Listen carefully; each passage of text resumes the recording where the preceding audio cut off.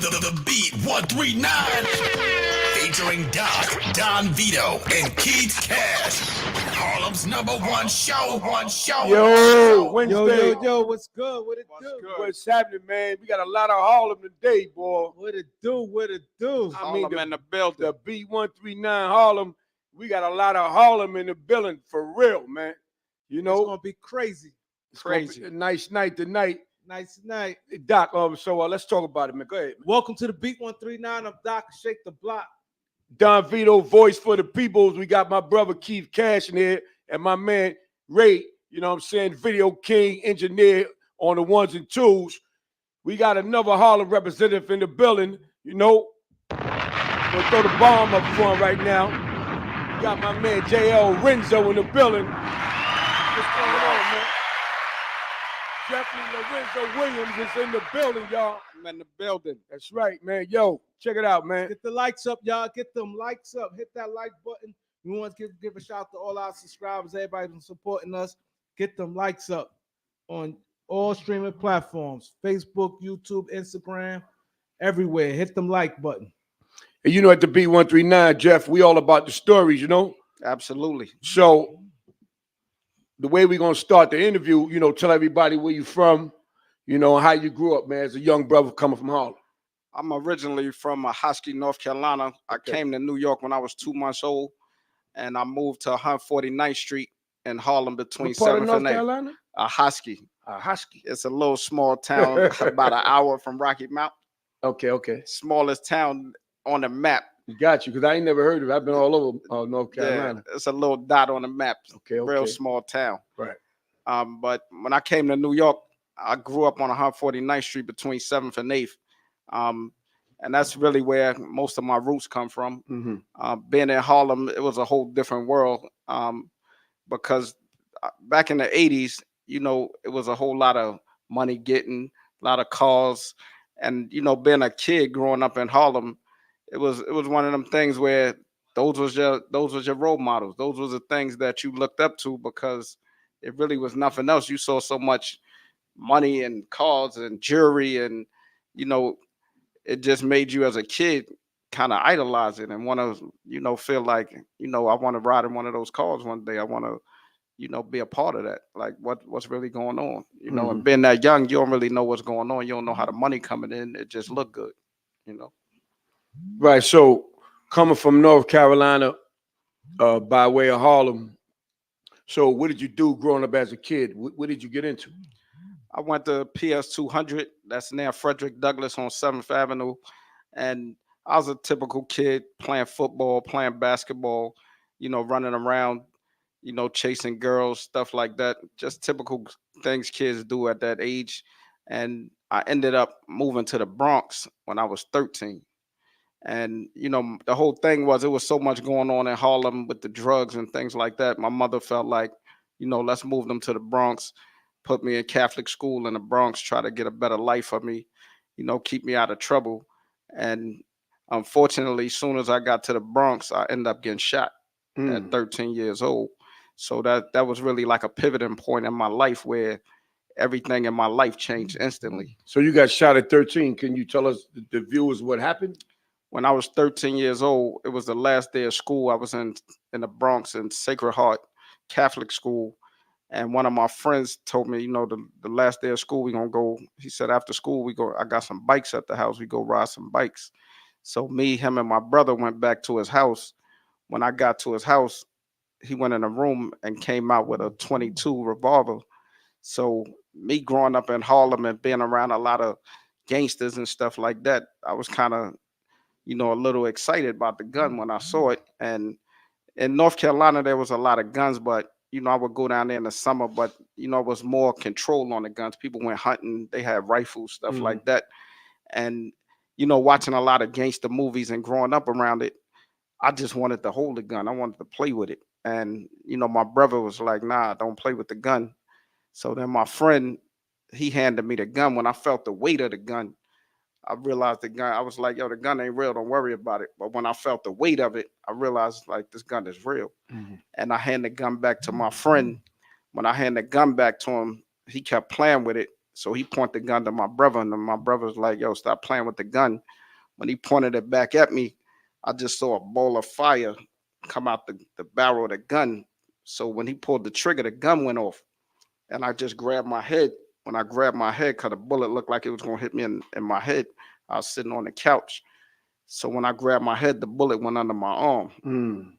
But the bullet was so hot, it just melted the hole back closed to the point where I didn't even know the bullet. Soon as it hit me, my whole body just went numb. So I kind of fell back on the couch, and I just felt weird. I didn't. So I looked around to see if it was some blood on me because I saw the barrel light up. I heard the gun go off, and then at that moment I'm like, let's get out of here, before the cops come. So when I got ready to get up, I couldn't move, so I kept hitting my legs, and I'm hitting my legs, and like they just feel numb, like I just felt like rubber or something. And I went to get up and couldn't get up. So I told he had dropped the gun because it's like scared him when the gun went off. So he said, "Jeff, stop playing." I said, "Nah, you shot me." And he was like, and so I'm looking There's for no blood. there's no blood nowhere. So I'm looking like I didn't even understand it because you watch on TV, somebody gets shot, they falling out, screaming, and I'm not getting none of those reactions. And I guess because the bullet numbed me up right away, I didn't feel nothing. So I'm sitting there, and I'm like, I got to get out of here. I got to go to the hospital, because I start losing my breath. Because what was happening, I was bleeding internally, so both of my lungs start filling up with blood. So I said, I got to go to the hospital. Then my brother was yelling at my friend, like, I told you stop playing with the gun. Look what happened. I was like, look, let's just get out of here before the cops come. So they picked me up. I was on a fifth floor on Nelson Avenue, 165th Street in the Bronx. So I told my friend, grabbed me off the couch, and he started running down the steps with me. And we made it outside. By the time I got outside, I was like really was going in and out. I was like really losing my breath. Like basically, once you get shot, you bleeding so crazy inside or externally that you got about 10, 15 minutes to get to the hospital. So I stopped the cab. He was carrying me, and the cab driver wouldn't let me get in the cab because he was carrying me. So he said, why you carrying him? I said, I broke my leg because I realized if I tell him I got shot, he ain't gonna let me in the cab. He finally let us get in the cab. So I'm in the middle and my brother on the other side. So my friend's like, look, don't tell that, what happened. Let's say we was outside, somebody was shooting and you got shot, and, running that code of the streets where we ain't snitching and we ain't telling.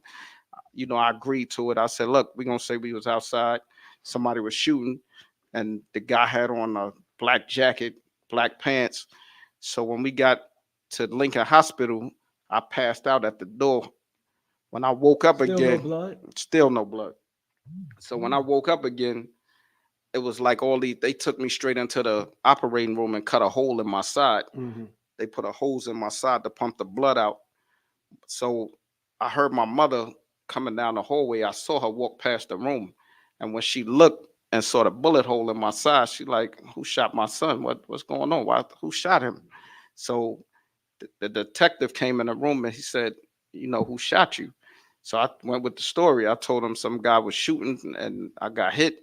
I fell and I don't know, I just saw he had a black jacket and some black pants. So they sent squad out looking for the guy.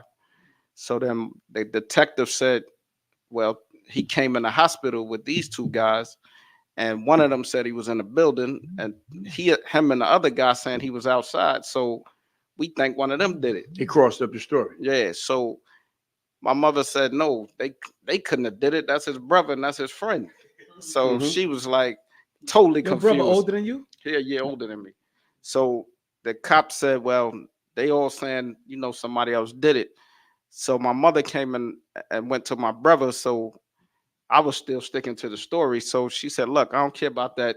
Don't snitch and all that street code of the streets. She said, look, I want to know who shot him. So then the cop tried to lock my brother up and my friend. So then my mother went and talked to my brother by herself. So he told my mother what happened. So then my mother went and told the detective, his friend shot him. So then we ended up. So my mother, the detective said, okay, well, we're going to lock him up. My mother said, look, I don't want to press charges. Let it go. He 13, his friend 15. He said it was an accident. So we dropping it. I don't want to press charges. So then they try to get him for the gun. But the gun was his uncle's and the gun was registered. So eventually they ended up dropping the whole case. Mm. Wow, so he's 15, your brother 14, and you 13. Yeah, He older than both of y'all, and he playing games with the gun. absolutely. So damn, this See, this one thing is- about them little guns, them bullets, they travel. Right, You know, like the big bullets, you'd have saw some blood. right. But them little bullets, they're like the 22s and all that 25s, the yeah. 25s, they travel through you. Right, And they say they do more damage than the big bullet. exactly. You know what I'm saying? So yeah, eternal bleeding. Yeah. so they pump the blood out of you. So they pumped the blood out, and then I ended up in the hospital staring at the ceiling for the next 3 to 4 months. I was in critical for maybe 3 to 4 months, and at that point, I still didn't know I wasn't gonna walk. Mm-hmm. So I asked the doctor, after a couple of days, I'm like, well, I still can't move my legs.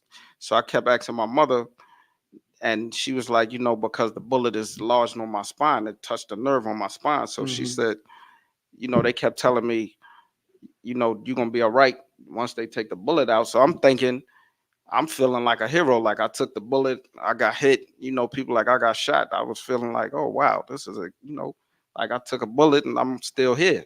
So now I'm kind of feeling like some hero. But then as the days went on, I'm still thinking like every day, like I can't move, nothing. Like while I'm sitting here laying, I can't even sit up.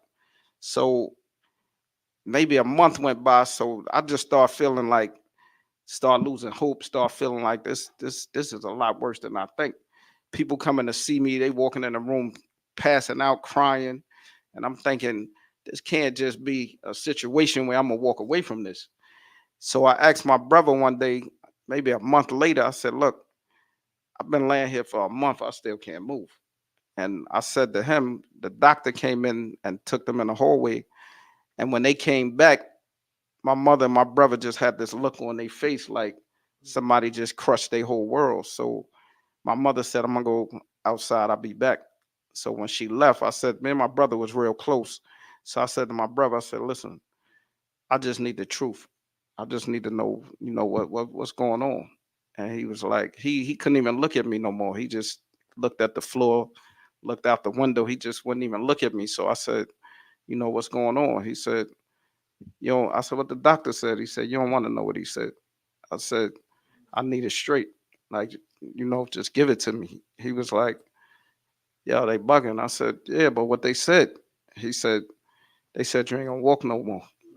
Mm. And when he said that to me, it's like my whole body just went to like a box of Frosted Flakes. Yeah. It broke me so bad that I couldn't even, it was one of them things where it wasn't no response. I couldn't even think about it. I couldn't even respond to it. I couldn't wrap my head around, I just won a basketball championship at school a month ago. 24 hours ago, I'm running around the streets. And now you telling me I'm not even gonna be able to sit up no more. Like I can't walk. Like walking ain't even an issue. I can't even breathe. Both of my lungs is collapsed. And I'm sitting here sipping air with tubes everywhere. I can't get out the bed. I can't. It's like everything that you do every day, I just became this like helpless person instantly in 24 hours. So I'm laying there trying to digest this. And every which way I thought about it, I just couldn't find that comfort zone. I couldn't find that energy to say it's gonna be all right. And everybody telling me it's gonna be all right. But when you broken like that, it's just like you at the point of no return. I'm in this dark place. Like at that moment, I just felt like I was in a casket and somebody just buried me alive. Right. So I'm laying there, and for the next 30 days, I just cried. Like I started crying when they left, and I just couldn't stop crying for the next 30 days straight. I just cried, just trying to just get that pain out of me. And it was just a long. So let me ask you a question. So did you go get like a second or third opinion? At the time back then, I really didn't get no second opinion. This the 80s? Yeah, this was Yeah. 1982.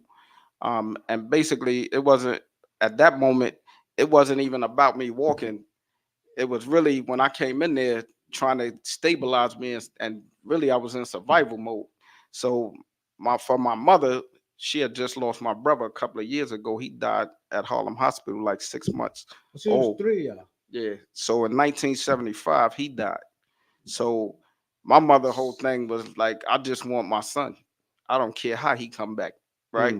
So when I made it through the intensive care and they finally stabilized me, her whole thing was, I don't care if he don't walk. I just want him to live. And being that I couldn't breathe, I wasn't really focused on walking either. I was trying to get back to at least breathing. Then I would sit the bed up a half an inch and pass out. So I was passing out. I was throwing up, using the bathroom on myself. Like any and everything that could have went wrong. I had like lost total control of my body, So at that point, it wasn't even focusing on walking, So Yeah. how was the effect on your brother? Because mind you 13, he 14. Right. So he's a kid himself, like had to deal with it. He was dead. Right. Like how psychologically I things think goes for him. think honestly, my brother probably took it harder than me. For one, my brother tried to stop it before it even happened. So that was playing over and over in his head. And then being that he was a year older than me, and my brother is that brother that he protects me. He ain't let nobody bother me. He ain't let nothing happen to me. So I think he felt he let you down a little bit. Yeah, he felt responsible. Like that happened on my watch, like you said. Right, yeah. He's standing there. So his whole thing is now it's like, how I let this happen. Even though he did everything he could to stop us from playing with the gun, but the whole thing is it still happened on his watch. Right. So he always kind of took it a little harder than me. And I felt like because me and him did everything together and we was really that close, we was a year apart. So it was like me and him was twins.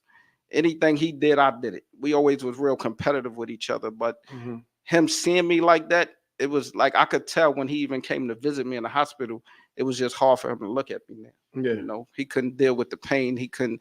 And I think the whole thing just started playing over and over in his head. The reason why I asked you about to get back for a second about the second and third opinion is because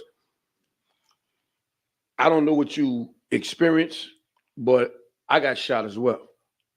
You understand? So I can relate to being shot. You understand what I'm saying? Yeah. And when I got shot in my left arm. Remember that, Ted? I got shot in my arm. And I got shot with a big bullet. I got shot with a 45. And, I always been a workout dude. So the doctor was like, yo, you got shot. He said, you work out? Homicide always come ask you. Yeah, they did all that real quick. Yeah. Once they left, he said, he said, you work out? I said, yeah. He said, you just got shot with a 45. So when he said he got shot with a 45, I know I got shot. Okay. I don't know I'm saying, what you telling me that for? Whatever. He like, 45 be taking dudes out. Yeah. He said he was like, yo. But what I say about the second or third opinion, because they wanted to amputate my arm, bro. Wow. They told me I cut my arm off, man. I said, what? And they trying to get a decision like right away. Right. My mother like, no. You ain't cutting my son arm off. You ain't cutting my son off. I'm like, you crying and shit. Talking about cut my arm off. Yeah. Yo, I'm gonna walk around with one arm. So I imagine my arm. I was like, yo, I'm gonna tell you what, you're not cutting my arm off. I walk around with a dummy arm before you cut my arm off. My arm got this big, yo. My arm was this skinny. I had a big arm and a little arm. But Right. the point I'm trying to make, when I got that second and third opinion, that's what prevented. They told me, another doctor told me something different. Right. And I listened to the other doctor. I couldn't move my hands. My shit, my nerves was fucked up. My shit was like a hook. I couldn't open my fingers, and I was in a sling for 14 months. To make a long story short, I went to physical therapy. Right. And it changed my life. And the moral to the story is that later on in life, was able to work out again. But this arm right now, you see, it's not straight. This is straight. This arm is never straight. People that know me know that my arm is not 100% straight. People that don't know me, they can't notice. But what I'm saying is that I started working out. This arm is stronger than this arm, my brother.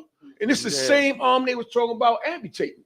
That's why I asked you, did you get a second or third opinion? Because sometimes maybe another doctor would have found some other hope to your mindset and tried something else, man. The thing is, too, it's 1982. Right. See, at the time, Mine happened in 1991. Ain't too much different, man. nah, it's a big difference.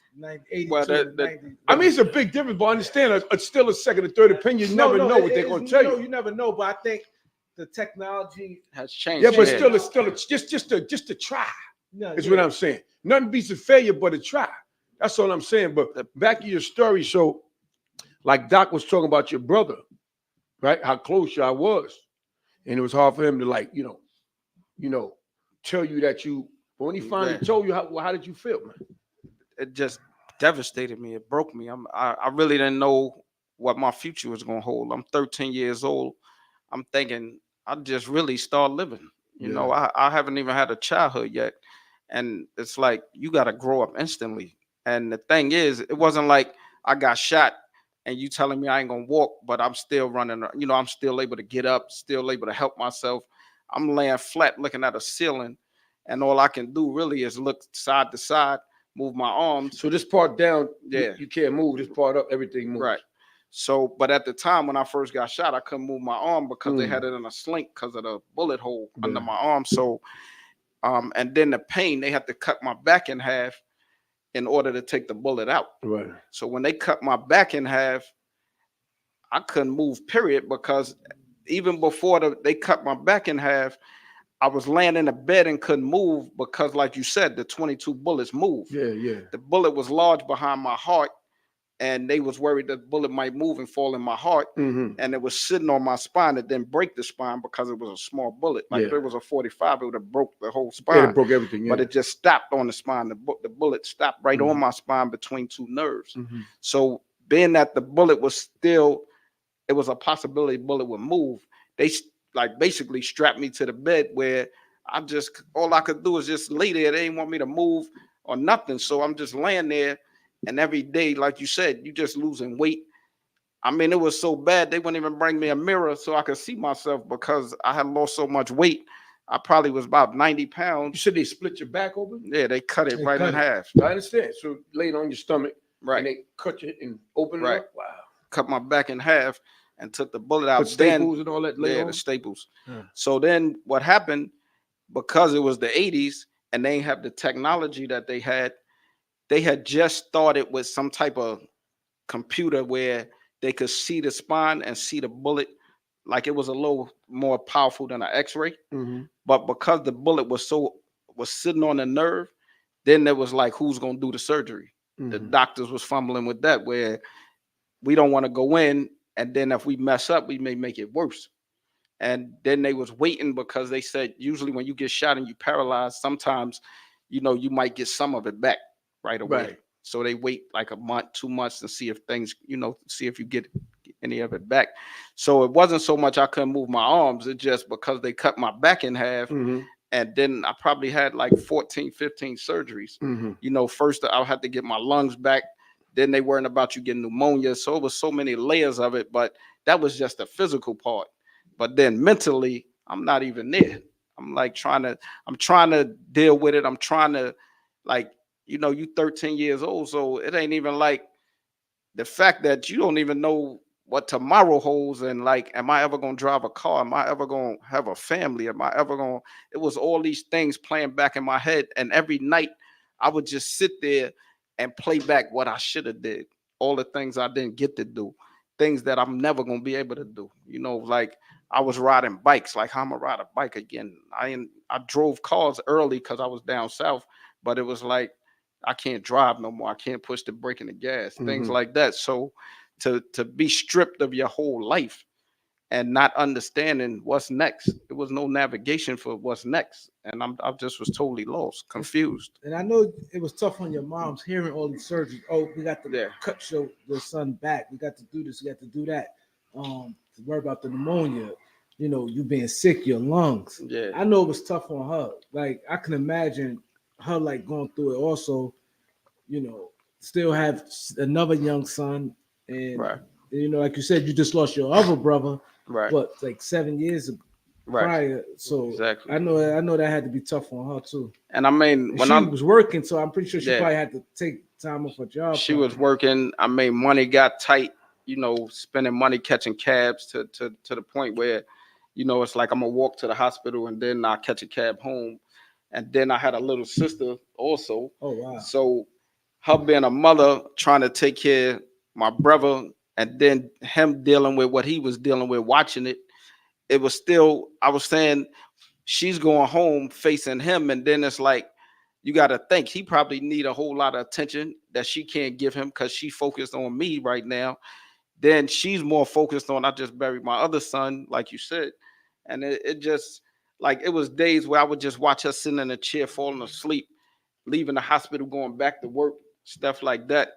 And I mean, it was just, everybody always look at the person who would actually happen to, but it's like you said, my brother, my mother, and her just How dealing old was with. your little sister at the time? She was maybe like 4. Oh, so she 5. ain't Yeah. understand that. She ain't understand. It was funny with my sister because she came to the hospital one day and I asked them to let her come upstairs. And she had one of them little doctor sets with the stethoscope. And she got in the bed. I actually got a picture of it in my Try book. to take care of you. Yeah. So she said, "Oh, Jeff, don't worry. I'm gonna make you walk. I got you." And I always used to take her to school. So stuff like that, even seeing my sister kind of hurt me because she asked me, when you gonna take me to school again? And in my head, I'm thinking, I may never even come out this hospital. I can't even see me leaving here because I can't even sit up. That was the love she Yeah. had. So she said, and I didn't even know how to answer her. She's like, when you gonna take me to school? And I'm like, when I get out, I'm gonna take you to school. I'm gonna still take you to school. Don't worry about it. But then things every day, it was like I was just, once my vitals would get better, it's on to another surgery.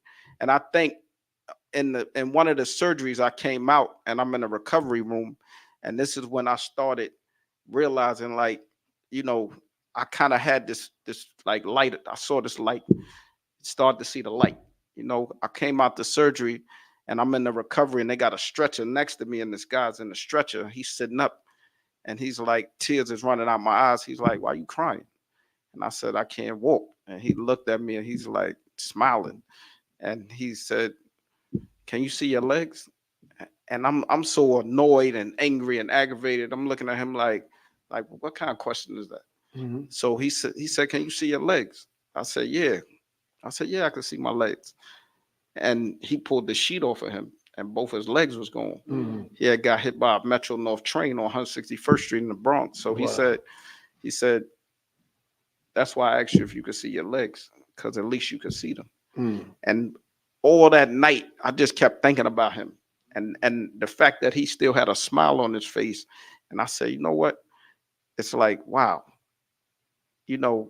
I'm in a bad situation, but the fact that he couldn't see his legs, and his legs was gone, like you said, losing your arm, right?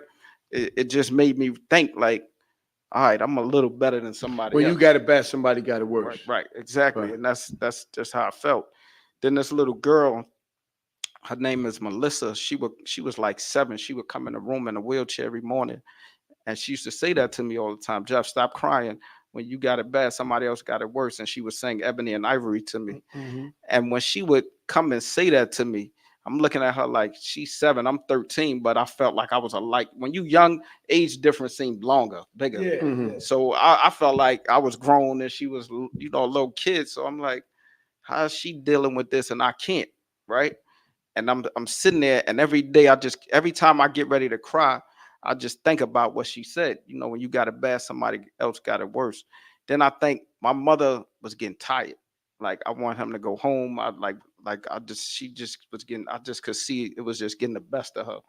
And then my mother said to me, because I would go pull all the tubes out, I get frustrated, pull all the tubes out, blood everywhere. So one night I just pulled the sheet over my head and just took all the tubes out. And I was bleeding like crazy, but I ain't take the tube out my lungs. So the doctor said, "Well, I guess you wasn't trying to kill yourself. You ain't take the tube out your lungs." But I just was frustrated, they waking me up 3 o'clock in the morning, taking blood. I just got tired. I got frustrated. So my mother said to me when I took all the tubes out, when they woke her up, she said, "Look, the doctor came in and gave her some pamphlets to put me in a nursing home." So when I saw him give her the pamphlets, I'm looking at my mother thinking like what we doing?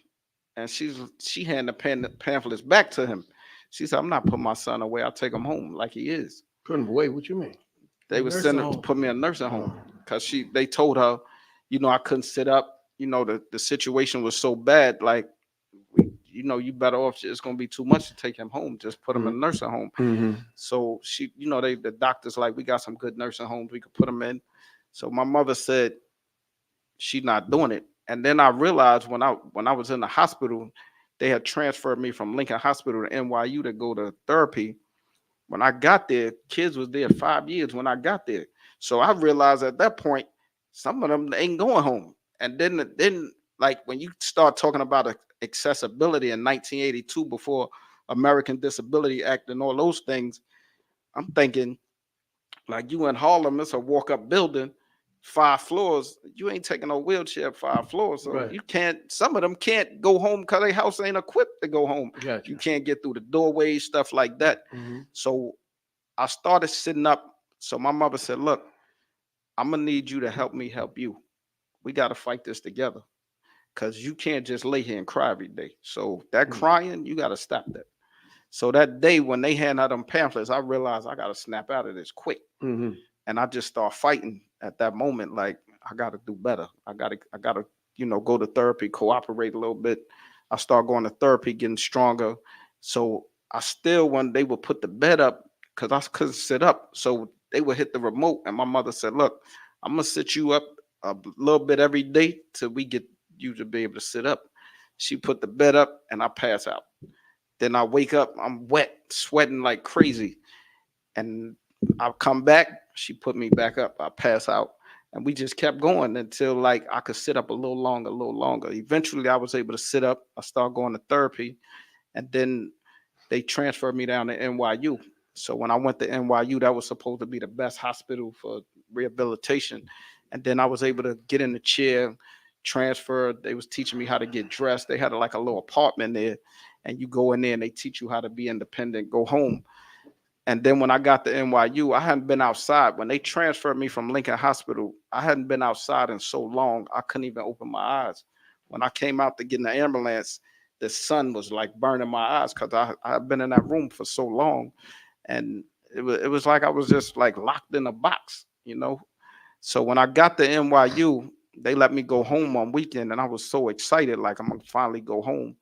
And she bought me some clothes. I like to dress, so she, I was from Harlem. I had that swag, so she bought me an outfit, and I had my outfit on. I felt good just having regular my clothes on, and none of them hospital clothes. Mm-hmm.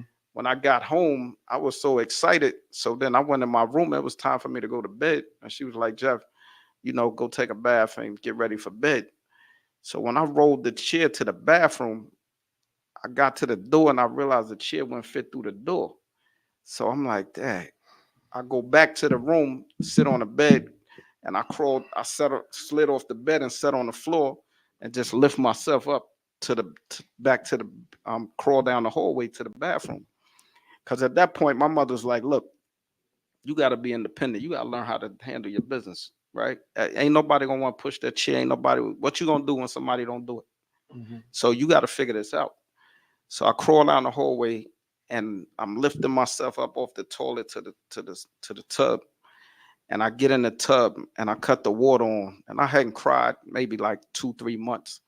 And I'm sitting there and I'm thinking, like, I used to just walk through this door. I used to do this, like, I just get up and walk. And walking was so easy. And now I'm crawling on the floor to use the bathroom. Like, it just broke me again. And I'm sitting in the tub and I'm crying, tears running out my eyes while the water running. I'm taking a bath. But I knew I didn't really want my mother to see no weakness in me. I felt like she had been through enough. She was fighting for me. I just refused to give up at that point. So I wiped my eyes. I got out, climbed back out the tub, crawled back to the room. They had shown me how to get dressed with the wheelchair. So you like lay on the bed, pull one pants leg up, cross your other leg, put your pants leg in, lay to the side, pull it over your hips. So I got dressed. She came by in the room. She said, "Oh wow, you good?" I said, "Yeah." She said, "I told you was gonna be all right." And it just made me smile because it was like she saw the progress. She saw like, you're gonna be all right. You're on your way. She said, "Look, I want you to get in that wheelchair, act like it's a Rolls Royce, and be proud of that shit." Mm-hmm. And from that day on, I've just been refusing to lose. Yeah, I like your moms, You man. know, Your mom's very inspiring. You know what I'm saying? You're not her only kid. nah, You got no, I know. I'm saying you got Yeah. it's a few. You got a sister and a couple brothers. One passed away, but she knows how to. It's like she knows how to Yeah. deal with every one of y'all individually on the way y'all need her. absolutely. And even though she still had to take care of your little sister and your brother and her prior relationship, but she know that she had to give you that energy and that strength to Absolutely. get you to push and do better. Definitely. And it worked. Look at you now, bro. Yeah, definitely. You know what I'm saying? And this is a very inspiring story right now, viewers, because when I saw you in the wheelchair, I always see you out. Yeah. You know that? Like, who this dude? But everybody always showing you love, Right. So I say he must be somebody cool because he always getting love when he out. But I thought stereotype that maybe something happened when you were older. Right. When you said 13, I was like, wow. I thought it probably happened when you like 20, 30. Things happen to dudes later on after they did what they did. Right. But your story happened when 13, just being a young boy, and y'all just, doing something and it took you where it took you. All right. So once you start learning how to dress, get up and down, did you go back outside and start, getting with your friends and stuff like Yeah. that? I ended up going back to my junior high school, graduated from Sacred Heart that June. I got shot June. I ended up going back to school right before they graduation. So my teachers would come bring me all my work. So I started doing my homework in the hospital. All I really wanted to do was graduate my class, and it felt good being at the graduation. They gave me an award for you know courage and overcoming obstacles and things like that. And when I rolled up to get that award and to see all my friends support me and just showing me the love that they showed me, it just it made me feel good. And I finally, because when I came back to school, it wasn't no elevators, it wasn't accessible.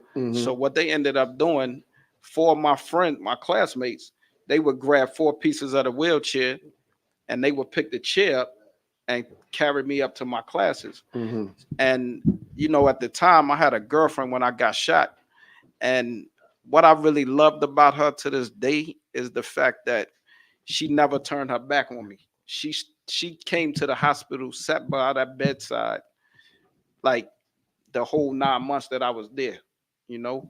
So to have her standing by me, and when I went back to school, I just was so proud to just be back to some type of normalcy, just to see people. I was a little nervous, and I remember the first day I went back. At the time, the hospital had told my mother they would give her have a bus come and pick me up to take me to school.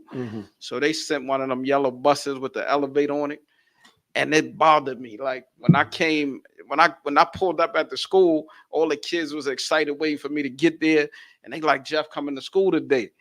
And that door opened, and I'm up in the elevator on the yellow bus, and it broke me again. I was young, but when I came to New York and I was in Harlem, I dressed every day. I was fly, and that was just something that was just one of the trademarks about me. Everywhere I went, I wanted to dress. I wanted to look nice, and I was still fly on the bus, but I ain't like how I was riding, So I said, look, I came home that day. I told my mother, I said, look, this bus ain't gonna work. I can't do this, right? I don't want nothing that ain't regular. I want to do what all the other kids is doing. Nobody's getting on no bus coming to school. So they catching the train, they catching the regular city bus. I said, that's how I'm going to school. I'm not getting on no yellow bus no more. So what happened, one of my friends, I told him the situation. I said, look, I don't want to ride that bus. He said, Jeff, don't worry about it. I'll take you to school. I'm going to come take you to school every morning. Right. And me and my brother went to the same school, but it's weird when you real close in age. He was my big brother, but I ain't never listened to him. And he always was mad at me, like, yo, you don't never listen. That's why you got shot. He always say that to me, right? He said, when you gonna start listening? I said, look, and me and him will fight. We, whatever, because I'm like, I'm not listening, right? So he would always sleep late. So my friend would come get me. We go to school together. So now he walking me to school, and I'm just feeling back to normal. So I still was a little uncomfortable being out in a wheelchair and stuff like that. People were staring at me, stuff like that. So my friend, they was going to a party one night. So he said, Jeff, Friday we going to this party. And I'm thinking to myself, I'm not going to no party in no wheelchair. Like, that's not happening. He said, I'll tell you what, I'm gonna be at your house at 8 o'clock. Whatever you got on, that's how you going. So I went and bought me an outfit. I got dressed. And then we get to the building, and then it's like 4 or 5 floors up in a walk-up building. So I said, all right, yo, just take me home because, yo, the steps. He said, Jeff, wherever we go, you go. He said, yo, get the chair. They picked me up. He carried me upstairs, my friend Lamar. And to this day, it's no day that go by that I don't think about those things. And it's those little things like that just motivated me. You know, all my friends, Lamar and Bonnie, Vince, you know, they was just friends where they loyalty to me was like, whatever we do, you gonna do. My friend Dave, we get on the bus, somebody stare at me, they step to them. That's what you staring at. If they felt like I was uncomfortable, they checked the situation. You know, stop staring at them.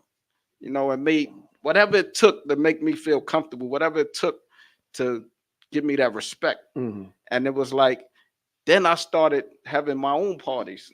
And then I made a flyer. I'll never forget, me and my brother did a party, and I made a flyer.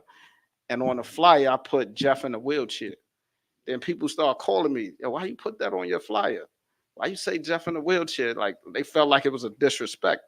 I said, look, the same way people get Grammys and put them in their house, my wheelchair is like that Grammy of that struggle I've been through. So wherever I go, my wheelchair go. I got the same respect you got for me. You got to respect my chair. So I put my chair on the flight. So from a question, Drop a bomb. to the guy that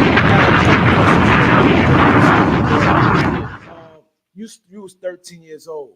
I don't know this, and I always want to know, did it stop you growing like far as height wise? Nah, my brother's short. We like 5'7". Oh, because I always wonder if somebody get paralyzed as a kid. Do stop? Oh, and that's one question. And whatever happened to the guy that shot you, your friend? My friend that shot me, I forgave him. And you know, like, I do motivational speaking, and it's interesting you asked me that question because everybody asked me that question. Like, what happened to your friend? And the same way that my brother felt, you know, about the fact that he was there and you know, he saw me get shot. Being that my friend was the one that did it, you know, he always carried that burden too. And at first, it was hard for a lot of people to say, understand it. Like, how do you forgive somebody that leave you in a wheelchair the rest of your life?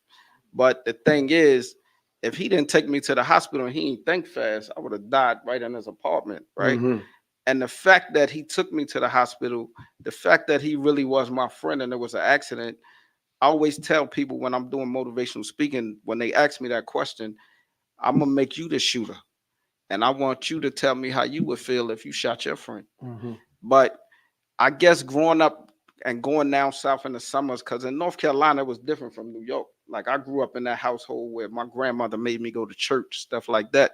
And having God and faith in my life, it just, for some reason, it made me want to forgive him. You know, I just felt like I saw what he was going through. I understood the pain that he was dealing with being the person that did it.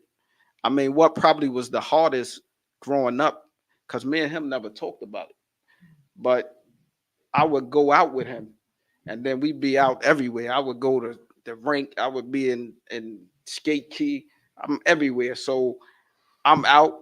And then one night he said, Jeff, you know, where you at? I was at the Rucker. And he came and he said, look, you know, he was with these 2 girls. So he said, he told the girl, I was in my car. He told the girl, oh, it's his birthday. Go tell him happy birthday. So he said, Jeff, we going to eat. Come with us to eat. So she didn't know I was in a wheelchair. So when he said, go park your car and come ride with me, I get in the car with him. Yeah. So I get in the car with him, though. And then everywhere we went, people was like, yo, what happened to you? But he did it. So I said, well, I got shot. And I stopped telling people that because he would be with me all the time. And I said, I got shot. And then immediately they like, oh, I know you killed the person. I know you, like, yo, who shot you? Like, who would do that to you? Like, yo, that's crazy. Like, yo, I hope you killed them. And then I'm looking at him because me and him know, but it was just one of them things where we just dealt with it. You know, I never really said it was him. And for years, a lot of people never even knew who did it.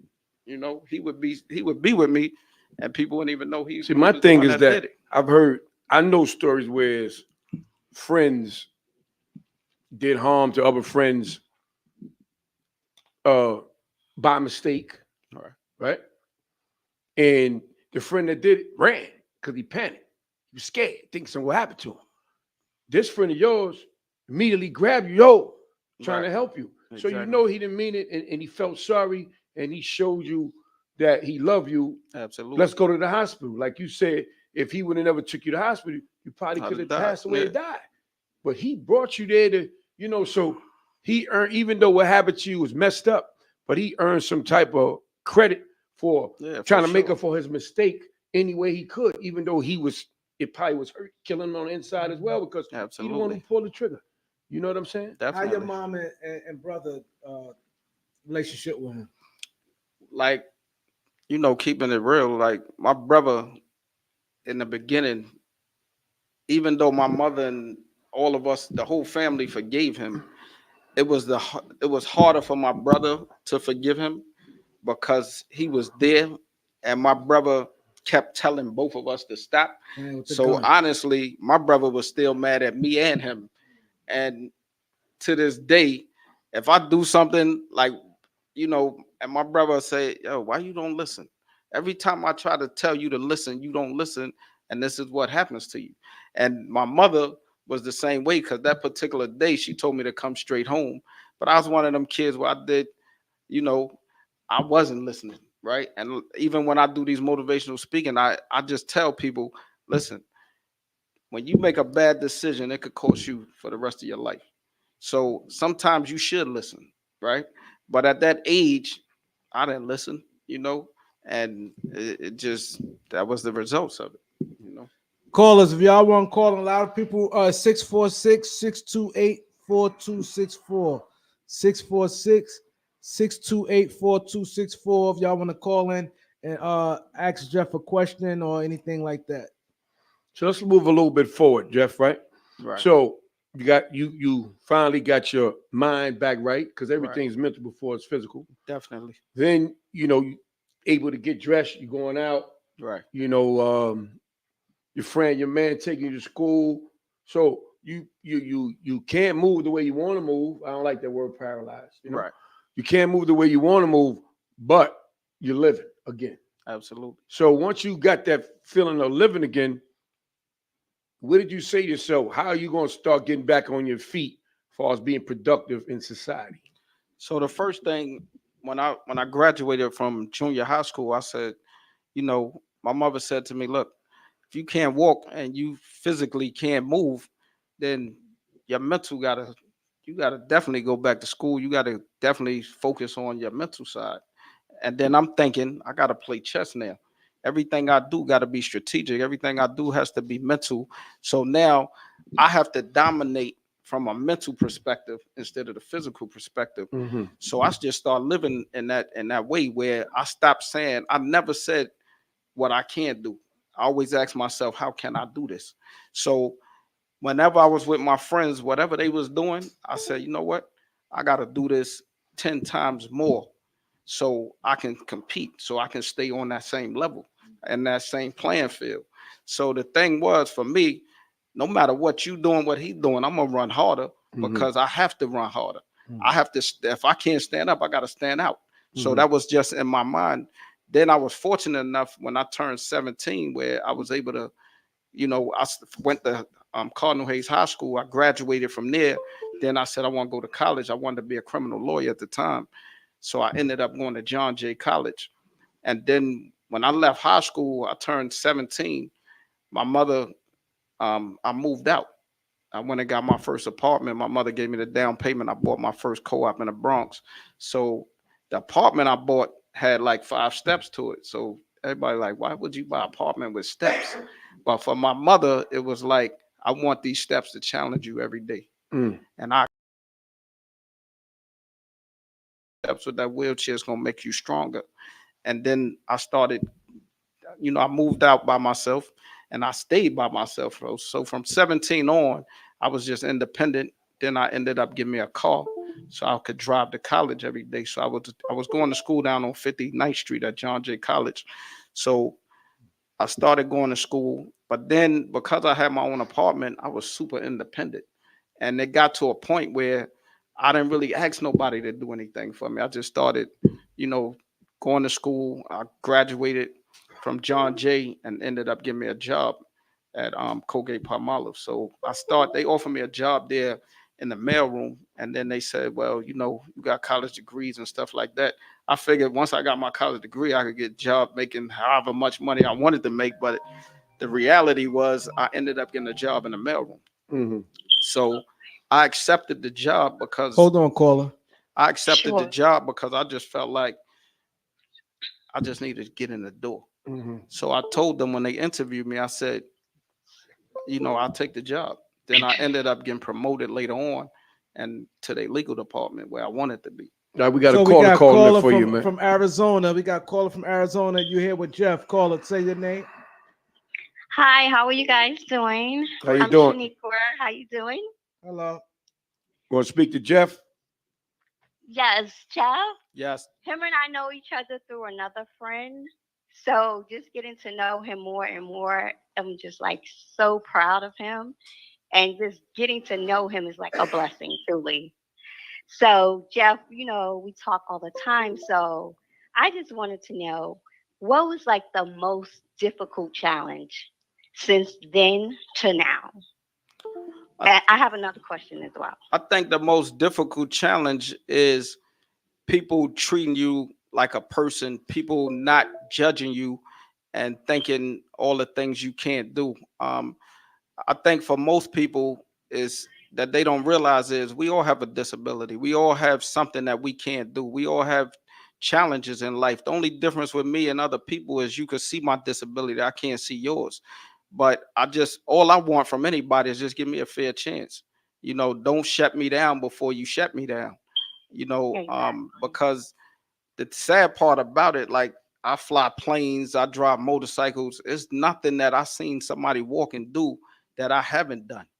Yeah. And I mean, even walking, I had the opportunity with that robotic suit to even take steps again. So, Vito was saying earlier, you got to get a second opinion. I didn't go to a doctor for the second opinion. I went to myself for the second opinion because to this day, I still believe I'm going to walk one day and nobody's going to tell me no different.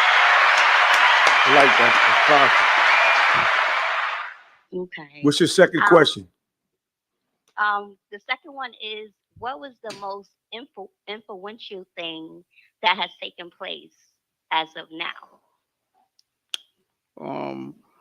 I think probably the biggest thing for me through my life and this journey is I have accepted that this wheelchair has become a blessing instead of something where most people would never want to be in a wheelchair.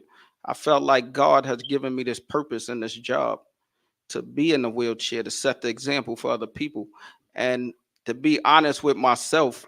And sometimes you got to look in the mirror and be real with yourself. And, people say all the time, keep it real with yourself. And being real with yourself is this. I know for a fact I have touched and changed more lives in this wheelchair than I would have ever done walking. So for me, I really appreciate the fact that I had this opportunity to take this journey and be in this wheelchair because it means more to me to change these people's lives than it does for me to walk. Wow. So, call it. Anything else? No, that's it. I just want to say thank you for sharing your story. And Jeff, you are truly a blessing. Thank you. Continued success to you, my dear. Thank Appreciate you, caller. You said All right. earlier, Jeff, that you had a girlfriend. You had a girlfriend when I got shot. When you got shot. Yes. How can you expound on that? Like, what's the situation with that? Like, how that was to her, and how tough it was. When I left school that day, I think somebody got my brother actually went and told he had my clothes on, and she saw me in school that day, and he had my clothes in a shopping bag. And when they cut my clothes off, it was some blood on my clothes. And he said he told her, Jeff got shot. So she came over to the hospital, and when she walked in the room, you know, I was happy to see her, and she started coming to see me every day. And I mean, I know other people that's been in a situation where family, friends, the girlfriend, everybody walked away. It just was too much. And I would like it got so bad with the situation for me where I didn't see no light on me coming home. I didn't see that it was going to ever end. So at that point, I thought that was going to be my life, laying in that bed, and I wasn't never coming home. So I told her, I said, after maybe 4 or 5 months, I got tired of watching my mother sit in the hospital. It's 90 degrees outside, and she was 15. And I felt like, you know what? You have your whole life ahead of you. I don't want your life to stop because mine stopped. And I told her one day, I said, look, when you leave today, I don't want you to come back, you know, because at that, I didn't want to be selfish. Mm-hmm. And I didn't have no future for her. I didn't have no future for myself. So at that point, I just told her, I said, you already showed me your loyalty. You showed me that you stand by me. And that's all I really needed to see. And when she showed me that, it just, I just didn't want her to suffer with me. I felt like she was suffering with me, even though she was always happy to be there. I just felt like she was suffering with me. I got a question for you. I was thinking, right? So when you said you moved to the 5-story walk up, Right. how did you get up and down, man? When I moved where? How did you get upstairs? No, You I had get 5 that steps. front- The Five 5 steps. steps. Oh, I thought he said 5. I No, was like, 5 oh, steps. 5 steps. Yeah. So how did you get up that? So what happens is I sit on the top of the steps. I get out the wheelchair, sit on top of the step, and then push the wheelchair down, and then go down the step and get back in the chair.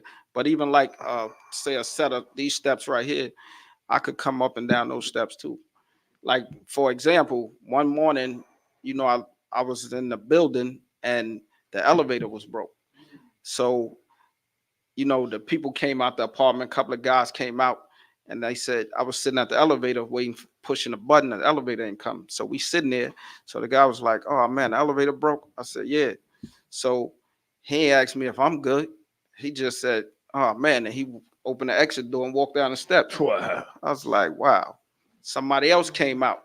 So the dude was like, oh, good morning. He was like, hey, how you doing? I was like, I'm all right. He said, I said, yeah, the elevator broke. So I wanted to see, like, anybody gonna even try to help me? Mm-hmm. So he said, oh man, the elevator broke. And he went down the steps. Wow. So I said, you know what? I went down the steps after he went down the steps. Because you could go down one flight, catch the other elevator, and go down to the lobby. Mm-hmm. So I said, you know what? I'm going to meet him in the lobby. Mm-hmm. When he came out the other exit door and he saw me sitting in the lobby, his whole face just changed. Like he had that awe moment, right? Yeah. It's what I call the wheelchair moment, right? Like, how the hell that happened, right? Yeah. But I'm that person where if you think I can't, I'm gonna show you I can. And I just wanted to let him know, like, I'm never gonna be counted out again. So let me say another thing to you. The reason why I asked you that question because I heard a lot of stories about people who got paralyzed, lose something. Right. And when they say when you lose something here, you gain something somewhere else.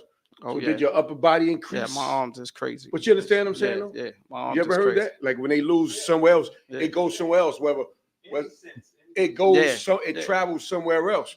So for you to beat my man downstairs, yeah, my you arms put some is work crazy. in, champ. Yeah, for sure. I mean, it's funny that you say that. Yeah. I was on 125th one day, and the bartenders was doing this exhibition out there. Yeah. Right? Giant. He was out there, so he on the mic. He said, I want somebody to come. They was doing the ropes. Mm-hmm. And he was like getting volunteers out on 125th. They doing the ropes. So he was like, hey, champ, but they had the bar up because, they good on that chin up bar. Yeah, yeah. So he said, yo, come do the rope. I said, nah, I want to do the bar.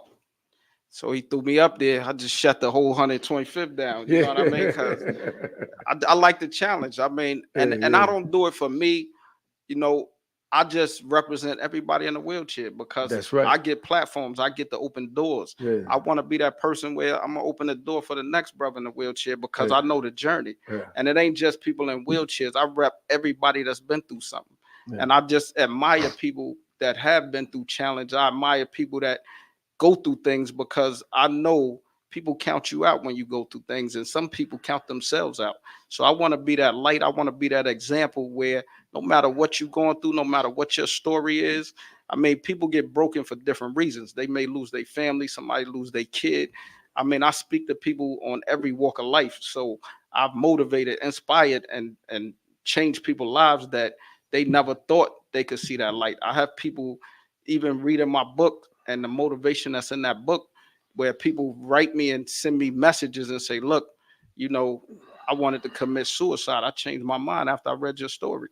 So when I can put that much power out in the universe, it means the world to me. Yeah, that's dope. I remember you from the famous rap battle, right? It was a big basketball game. A lot of crews in Harlem, my crew, a lot of the crews used to play basketball back in the days against each other, and it was an after party. And the after party, I'm gonna let you get into the story where Trash talking with Jay-Z and DMX. So they want to find a location. It was crazy that they want to find a location to have the battle. You had a store, a game room, and a barbershop. Yeah. So you had your store. When was this? 93? 1993. 93. So you had the store, and I remember everybody. We all went up there to see the battle. It's supposed to have been Jay-Z and DMX, but it ended up turning out to be a 3-on-3, where it was Jay-Z and Original Flavors, right? And it was the Harlem Nights. The Harlem Nights with DMX. But go ahead, you touch on that. So what happened? My brother and I opened up a game room and a barbershop over on 169th between over by Webster, and we called the store Uptown Jump Around. And we called it Uptown Jump Around because we would keep the store open 24 hours sometimes. And when people had parties in Harlem or the city, they would come there. The after party, we would hang out in there, shoot pool, get haircuts at 12 o'clock at night, things like that.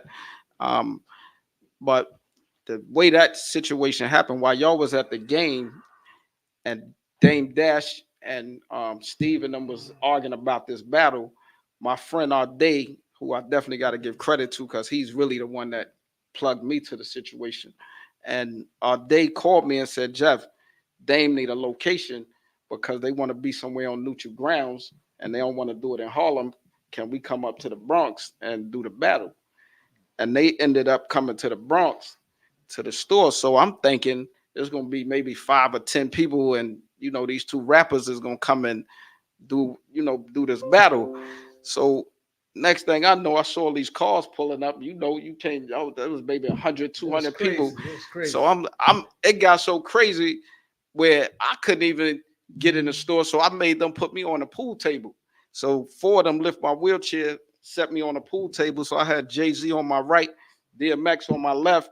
So they did this battle. So they start battling. And even to this day, there's so much controversy around this battle because X automatically thought he won because X went with some hardcore rhyme. And Jay-Z kept saying these short rhymes. And the rhymes were so short, people was feeling like, wait a minute. But it was so deep, and I remember one of the rhymes, and I think it was more like a battle rap, and Jay kept hitting DMX with these like bars. So DMX at the time said this long rhyme about his 325 BMW. And Jay said some rhyme about, I put the 325 in the trunk of the 850. So people was like, so to this day, I mean, it's still stories coming out about this battle. And, I can't really say who won at the moment, but stay tuned for that. Yeah, I remember because it was crazy that day. Because Big L was filming it, and it was crazy because it could have been legendary. Because man, Big L went to the thing together. All the guys from my block, everybody left and went back to the block. We went to the battle. So when he's filming it, from the Rough Riders, like, yo, don't film it. I guess because the deal, whatever. Yeah, X had a Because deal. everybody, because he would have everything. Definitely. Because nobody filmed it, so that's why the problem now, in hindsight, had that came out, that would have been big. Real so big. now there's no Definitely. footage of it because he had a little bit of it, and they told him don't film it Right. because he's filming it, and then it's so the only footage they have now Like a was little clip. that little clip they did in the movie Backstage when it first come on, and then I have a couple of pictures, but they cut me off and you just see the back of my wheelchair, things like that. So I hate that we didn't get that footage, but everybody that was there know who was there and they know what happened that night at that battle. To me, I say DMX and won that because, like I said, it wasn't just Jay-Z and see the people putting out there like it was Jay-Z two of and them, DMX. right. I guess to make it look good and sound good, but it was really more of it's supposed to have been that when we came to your store, Right. But then it changed where it was like a 3-on-3. Right, because And there was then- original flavor, and then they was battling Harlem The Nights. Harlem Nights, Right, So the Harlem Nights was more of and DMX they were the hardcore shit, right, and so I like that's what I said they side won. Because Jay-Z and the side was more like just futuristic. Because Jay-Z's around futuristic back then. exactly. Like Jay-Z went on.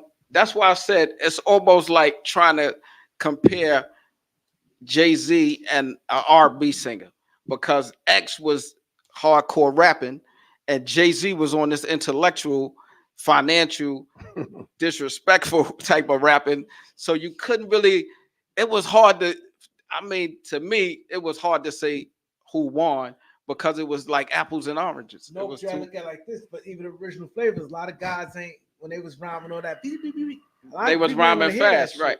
But see, it was decent, like it was cool, but a lot of people was more gravitating with DMX. hardcore. All of them was rhyming, and you could hear everything, and they all was aggressive. Right. Like 'cause I remember DMX was aggressive. He was sweat was coming. Yeah, he was super aggressive. He was going crazy, and even Win was like aggressive too. And then L's like. But now the argument is this, right? Like even to the audience, right? Depending on the style, if you like a rapper who raps fast, right? And then like right now, you got a couple of different rappers, and you say who's the best, and everybody always argue or they'll say Biggie, is the best rapper, but hands down, people like Biggie. But now when you say is it Biggie or is it Tupac, right? Like depending on what style, who you like the flow, you know what I'm saying? So everybody gonna have they favorite. That's gonna go on. To be honest, that's gonna go on forever. Because for one, you don't have the footage, so you really just have the real people and their opinion of who won. See, that opinion depends on the way you handle that. You get like a few people that was there. You put them all in the low, exactly, low, and that's what we would have to do. Forum or something, and let everybody like y'all talking right now, and let everybody just bring that story out. You know what I'm saying? And then you could take it from there. Being that you ain't got the footage on that though. That's funny that you say that. A lot of people don't realize like that would have helped. They looked at the Rough Riders looked at it was a bad thing. I don't know why. Right. Like why would they not want the footage to be out? But you can remember back in them days, we wasn't big on taking pictures and videos. None of that. That's the thing. We wasn't big on that. We was moving from that back then. Like, yo, Chan, don't video us. You know what I'm saying? Now everybody want to be in the video. But you know what I think? I think also too to that point. Back in the days, people was like when that term "biting somebody" rhyme was out, right? Mm-hmm. So they definitely don't want you to record their style because they thought you gonna bite it, correct? Right. So they don't want you to take their lyrics, and that was a big thing back in the days before social media and all that. Is like I want to be the first person to say it again, right? So Let me ask you a question. Yep, you said what year was that again? 93. 169th? 169th. You remember a barber shop around the corner called Cuts Galore Unisex Beauty Salon? Was that Andy owned it? Now Andy's on 168th on Franklin. Oh, okay. Yeah. It's called 93. It's called Cuts Galore Unisex Beauty Salon on 3rd Avenue across from that swimming pool, Washington Projects. I know what you're talking about. Yeah. A couple of the guys that worked there would come over to my spot. Right. Yeah. Yeah, that was my spot at the time. Oh, okay. That's why when See, you said small world. 93, Yeah, that was and 93. then you said 69th Street. Yeah. I was right around the corner. See, I was on the same block where Andy was on yeah. the hill. Yeah, Andy, my man. Yeah, right. And then, yeah, you was on the other block. Yeah. Yeah, I knew. I was at the big storefront. Yeah, Yeah. the guys from that was cutting in there would come shoot pool. D in and there. all of them. Yeah. Bio D and all Yeah, of I them. know all of them. Yeah. Yeah. Small world. Yeah, very small. That's what I said, 93, 69. That was right around the corner. I mean, it's funny I when missed the rap battle, man. Right. It's crazy when I look back. I mean, like it's like life has really been amazing for me in so many different ways because it's like I've been a part of different type of history. Mhm. You know, growing up in Harlem on 149th Street, you know, where a lot of the people that's in American Gangster and those type of TV shows is people I grew up with, people that I watched. They older than me, but Mhm. you know, I was little, and you know, they stories and watching them grow up and things like that. And you know, just being in Harlem, period. There's so much different type of history in Harlem and the Bronx, and you know, it all kind of comes together. You know, with like we always was around each other. We Mhm. always, you know, been in the same places, Right. and it's like hot spots. You know, the rooftop. Yeah, You got places where everybody showed up. You know, and Mhm. and I mean, it was just fascinating. You know, late nights sitting in front of Willie Burgers and you know watching the Benzes and the Mercedes and the Beamers and all that come through, and it was just an era. And a lot of us, like right. you say, was around each other, but we didn't know each other at the time. Like Exactly. me and Keith Cash know a lot of the same people. We're around the Right. same age, but we probably seen each other, but we didn't acknowledge each other. Probably because he was fly dude, I was a fly dude too. Exactly. So what's up? You know what I mean? You know, Harlem, we like we what dress. That's we what fashion. So sometimes like, who that nigga right there, you know? But let's talk about your book, My Feet Off the Ground. Right. So what inspired you to write the book, man? What inspired I know me it's a story, but what inspired me to write the book? I wrote the book during COVID. I was sitting home, and like after being in the hospital them 9 months, I never really liked not being outside. I hate being in the house. Like right now, being in a wheelchair don't even bother me. It bothers me more if it's snowing or something, and I just don't go outside. Mhm. You know, if I'm sitting in the house 2-3 days. So during COVID, I kind of was in the house a lot. And I decided, because I always go speak. People started calling me, and the whole motivational thing came about because somebody, family member or somebody would get shot. And then they like, I know this guy in a wheelchair, he be everywhere. He do this, he do that. You know, you think you could get him to come talk to my son? You think he could come to the hospital? And I just started showing up, you know, and I just put the word out like, no matter who it is, no matter where it is, if I can help that person see that light, you know, and a lot of people that, you know, have, you know, that's in wheelchairs that you see in the street now, 9 times out of 10, I've been that person in their life that helped them get to that point, you know, and when I show up, it's a whole different thing. One thing I learned about this whole situation, if something happened to you right now and your family they come in with sympathy. They come in like, oh, you know, they feel sorry for you. And really it's like that love my mother gave me, that tough love. So when I show up, you can't tell me I don't understand. It's like you've been shot before. Me and you understand the bullet situation. A lot of teenagers, a lot of these young kids, everybody, like it really blows my mind, all this gunplay I see in the street right now. It really bothers me because I see kids and I mentor kids and I do a whole lot of different things in the community to help kids, prevent them from going through what I'm dealing with. I have people that I met that they was gangsters. They was, ain't nobody gonna do nothing to me, and they felt untouchable. I was one of them kids that felt untouchable, you know, and it just bothers me because I know what can happen. And I see some of them same kids who tell me, Jeff, you don't understand, I'm running the block and this and that. And then I pull up in the hospital and then they can't walk. And no matter how gangster you think you are, how much time you did in jail and all these other things, right?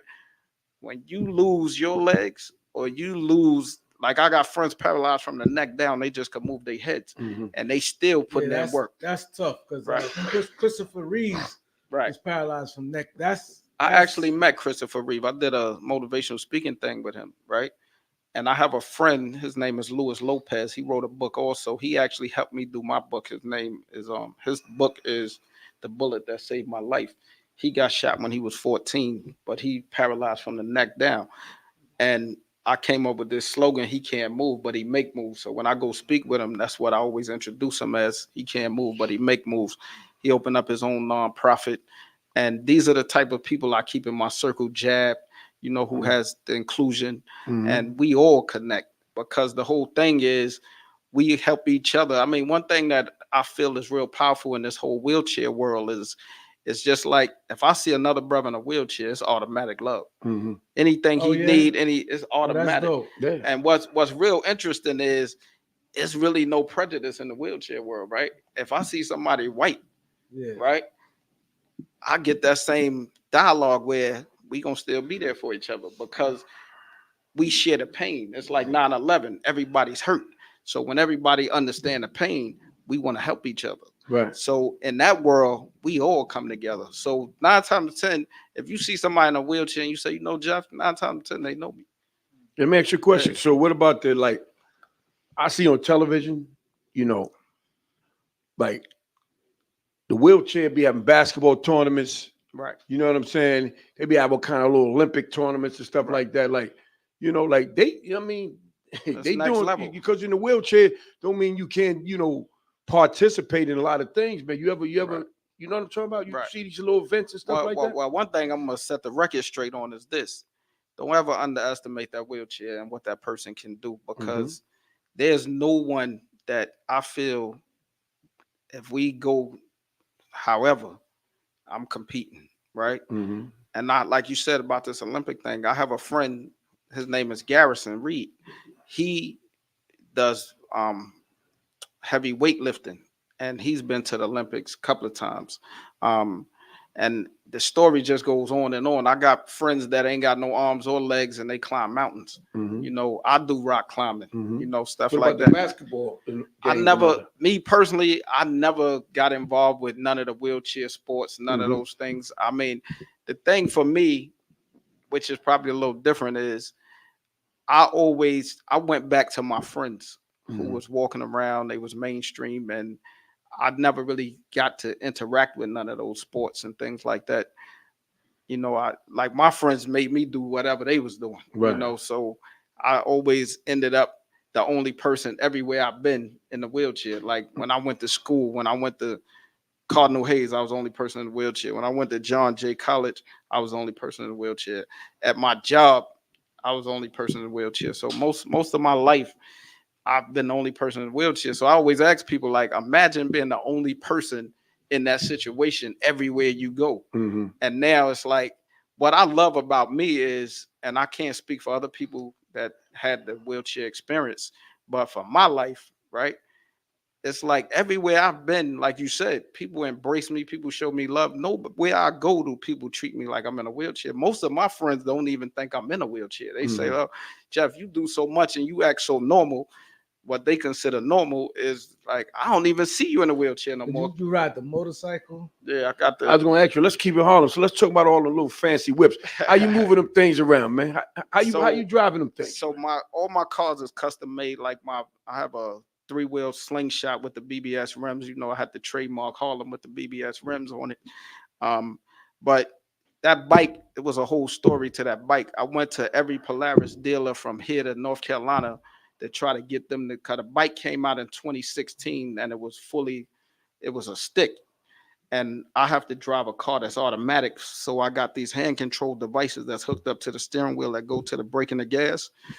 And nobody would do the bike for me in automatic. So I wrote Polaris and asked them, can you make the bike automatic for me and like a special order? They told me no. So when I was on my way to North Carolina one weekend, I stopped in Delaware at the Polaris dealer, and this guy was there. He said, we can't do it. They don't want the liability and stuff like that because you're in a wheelchair if something happened, and the bike is pretty fast. So he said, but I know like somebody that do custom bikes in Wisconsin. He said, I don't want to give you his number. I'll call him and give him your information and I'll have him get in touch with you. I checked my email like 2-3. I forgot about it. When I got back to New York, I saw an email from Wisconsin. I'm like, whoa. So the guy in Wisconsin at Alpha Sports, this guy named Adam, and he said, Jeff, I'll tell you what, to save you some money, buy the bike in Wisconsin. We'd keep the warranty on it and take it straight from the dealer to the place that do the custom bikes. They took the bike apart and they put a automatic transmission in it. I didn't let them do the hand controls because I've been getting the same hand controls. I had like 30 calls. So all my hand controls, I have the same person do it because the bike is so fast. I didn't want to risk them doing it. I had them ship the bike. They actually drove the bike back to New York for me, gave me the bike back, and I sent it to my people. They put the hand controls on it. I was in Harlem, first slingshot with them BBS wheels on it. What I love most about it is when I pull up and pull that wheelchair out, or I'm in the wheelchair and I come out the restaurant and the bike is sitting there. And I remember my first book signing I did, and all the people, we did it outside over by Grant's tomb, and all the people was outside waiting for me to come. And I pulled up on the sidewalk of the slingshot, threw the chair out. But I just want people to respect the chair. I want people to see that it's nothing that I won't do. It's nothing I can't do. So That's what's up, man. hit that like button. We need everybody hit that like button. Hit that like and subscribe. That's me. This chair, I noticed a lot of people more so these chairs more so than electrical chairs. Right. The thing is, I have a chair that pushes itself. I could just tap the wheels. That chair costs about $12,000. Some of my chairs cost more than people cost. But that chair costs about $12,000. But I just tap the wheels and the chair rolled by itself. And I don't use those chairs. I like the scissor fold chairs, what we call it, because you can pull the seat up in the middle. It folds quick, so I could get in and out. I get in and out my cars a lot. Okay. So most people got the chair where they got to take the wheels off, and then the chair collapses, and they put it in the car that way. So we lay the driver's seat back and pull the chair over me. But like even like a day like this, it's raining. I like the quick, like I could get my chair in and out that car in a couple of seconds. So, you know, if you go on my website, you'll see me in one of the videos doing pulling my chair in and out. It's a calisthenic, my friend the Calisthenic King, me and him did a workout video on 145th, and I got a video where you can actually see me putting the chair. And only that though, that's a workout too. Yeah. Push that and all that. And like being real honest with y'all, it's like we in the streets, we in New York, so I don't get no pass when it comes to fighting. You know, right. If people still feel like, you know what, you could get it too. So I stay pushing my chair, so I'm always ready for whatever the situation is. I just want to be prepared for it. You know, it's unfortunate, but you know. Yeah, it's the world we live in. Right? If it come to that, you know, I'm gonna defend myself. It's definitely been a real powerful interview here. Let's touch on some things that we didn't talk about yet. I mean that we didn't touch on before we in the interview. I mean, I think you know, the real situation here is like life is hard, you know, period. You know, life is a challenge. So things that you take for granted, I mean, for the viewers and everybody in this room, you know, like start taking life a little more serious. You know, stop taking everything for granted. You know, it's like all of y'all gonna leave here today and y'all gonna stand up and walk back out of here. I gotta roll back out of here. You know, so you gotta sometimes just think about, like, go home tonight and just sit in your chair and don't move. Try to do everything you doing in that chair, and you're gonna understand what a day is like for me. You know, because it's gonna take me longer to get dressed in the morning to go to work. But you getting up in the morning, I'm tired, I don't feel like this. What bothers me a lot is when I hear people say, I don't feel like walking over there. I don't feel like walking, right? I'm like, whoa, like give me 5 minutes of that. You know what I'm saying? Yeah. Like people will say to me, yo, if you need anything, Jeff, let me know. Let me hold your legs for an hour. You know what I'm saying? Yeah. Like it's a privilege, like not just walking, but just life itself. Like we always want more. We always want the big house. We want cars. We want all these materialistic things. And honestly, that waking up in the morning, when you come close to dying, that waking up in the morning, it's like people ask me all the time. I said, if I wake up in the morning, I'm good. Anybody that know me from 13 on, I ain't cried since I was 13. I'm happy every day you see me. Anybody that know me, they see me, they say, oh, he's always happy. I'm so happy. It's weird that people like I have people ask me, how you in a wheelchair and you so happy? And like when I go speak at some of the schools and the junior high schools, the younger kids, they feel like how do you deal with, you know, just being in that wheelchair every day. Like it's crazy. You can't move, you can't do this. But what people don't realize, I probably do more than the average person walking every day. 100%, because So, you got a lot going on, brother. You know? yeah, so before, like he said, before we end, because someone asked us already, you in a relationship right now? Yes. So, and like 10 years ago, I got married to one of my friends that I was knew her since I was a kid. She knew me probably before I got shot when I was walking. And you know, like people like, oh, you got married. She must have married you because you was in, you know, before the accident. But I also have a son, right? I had my son when I was 30, naturally. That's all in the book. Um, and I got married 10 years ago. And people always ask, like, you know, in this world, in this journey, it's like, how do you, like, what made you pick her? You know what I'm saying?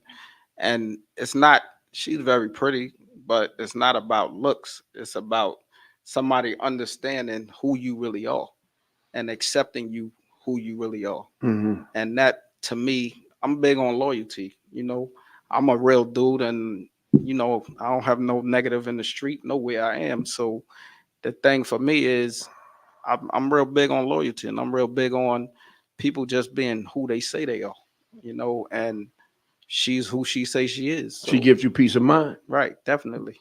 So that's what I really And, appreciate. and your son, how's your relationship with your son? Man, my son is really close. You know, my son 25. Um, I actually was gonna bring him on today, but he wasn't ready. But me and my son is super close. What I love about my son is he admires his father. You know, even though I'm in a wheelchair, my son never looked at me like I'm in a wheelchair. Even like when I first started doing the robotic walking thing, and he was thinking, "Oh wow, you getting ready to walk?" And when we left the hospital, he said, "Daddy, I'm gonna be honest with you. I like you so much the way you are. I don't even know if I'm ready for that." You know what I'm saying? And like all his friends, all his, you know, when I would go pick him up from school when he was little, like me and my son, there's nothing that a father has done with their kid that I haven't done with my son. Mm. And for my son, I remember he had to do this report in school, and they told him to write about somebody that was special to him. And he wrote about me, and he said in that paragraph, he wrote, when they throw my father lemons, he make lemonade. And he was maybe say 10 years old. Mm. And when I read it, it almost made me cry, because it's like, to be proud of your father when most people don't even know who their father is. Mm-hmm. And then your father's in a wheelchair, and you know, like he'll say to me all the time, Dad, you do so much. It's hard being your son, because when people beat me, they want to know like what you doing, you know, and it's Right. like it puts him on the front line where it's like, you better be great because your father is covering a whole lot of ground, Mm-hmm. you know, and he works at the dentist's office now, and he's also a chef. So I mean, my son is probably my greatest accomplishment, because like I said earlier, being 13, laying in the hospital looking at the ceiling, all these things that I thought I never would be able to do, you know, and being a man, like you want to still be sexually active, you still want to have a girlfriend, you still want to get married one day. It's all these things that life's supposed to be. Mm-hmm. And to be able to have accomplished that naturally and to still be active in that area, Mm-hmm. I mean, it's like I can't thank God enough. Is why I wanted to write the book. Is why I live my life to help other people, and I just feel like God gave me the lane, and I want to help everybody I can to get through that Okay, lane. lastly, right? I gotta ask this before we go. Your mom. Right, Let's go back to your mom real quick. right, Your mom gave you the energy, the push, right, the mental status to come on, let's go. Can't keep crying. right. How she feel about you, the man today, all the things you done did, man? Every time my mother see me on TV, like the New York Times did a story on me, I sent the camera crew to a hosky to interview my mother. Every time my mother see me, you know, she said, Jeff, every time you do an interview, every time I see you speak, you know, all the things you have accomplished, it just make me want to cry, because I was there.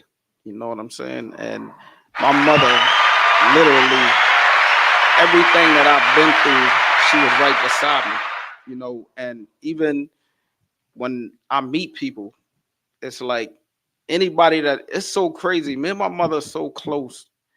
I talk to my mother every single morning. That's how I start my day. Every single morning. Right. If I don't call my mother, she thinks something happened. Right. You know, I might wake up late and she like, Jeff, you ain't called me today. Mm-hmm. But that phone gonna ring. And me and her talk about the journey. And we always like every time I accomplish something, like a couple of weeks ago, I went to Rikers Island to go do a motivational speaking thing. And everybody's like, Rikers Island, like, yo, that's one of the most notorious jails in New York. Why would you want to go in there? And the thing is, I just look at all of us like I made a bad decision that got me in this wheelchair. They still humans. And when I got there, I said to them, I will never address y'all as inmates because the only difference with most of the people that's on the street and y'all is they didn't get caught because we all did wrong. We all did something wrong, right? But to give them a voice, to have somebody to show them that they care. And I can't justify the crimes they did, but if they're going to come back to society, I want to bring them back productive. I want to bring them back successful, put them on the right track so they can reflect on their own what they did and who was victimized and things like that. That's something they got to deal with. I chose to forgive the person who did it to me. They got to get right with themselves. Right. You So, know? Jeff, we want to thank you for coming to the show, bro. Your social media links. Appreciate you. Can you give people your social media links? My Instagram is Shoes by J Lorenzo, and my website is JefferyLorenzoWilliams.com. Yeah, can you tell them before you go what's the #1 radio podcast show in Harlem, my brother? The Beat 139, and I cannot leave this building without thanking both of y'all brothers. I mean, like sometimes you don't even understand that giving somebody an opportunity, and not because I'm in a wheelchair, because I'm never using that for no excuse. It's just sometimes like when people get bigger and they grow and they, you know, get successful, people always say, you know, oh, come now, right? I love the people that bring me on before it get to that, you know, because it says a lot about y'all, and it says a lot, you know, to give somebody a platform that ain't what they consider this big celebrity, you know, because to me, these stories, these interactions is so powerful. And these teenagers and these younger kids out here, and we all got sons, and we need to, like, I even want to shout out Heaven Up in Harlem, because last year we did the Father Bring Your Son to Heaven Up in Harlem with Danny. Shout out to Heaven Up in Harlem. Yeah, you know, so I appreciated that, and I was glad to be a part of that, because if my son know your son and your son know my son, then we can stop them from, you know, exchanging gunfire and things like that. I don't want to meet you at no funeral when we grew up together, and our kids is having this type of issues in the street, right? So, and I mean, like, there's so many kids in Harlem in the last summer,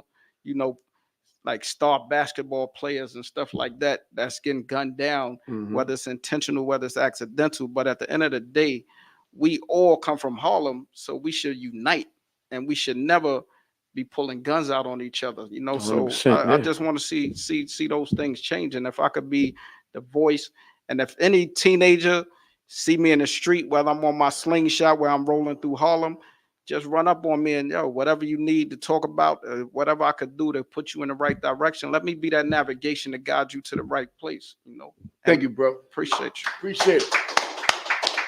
You're listening to The Beat 139, Harlem's #1 podcast, featuring Don.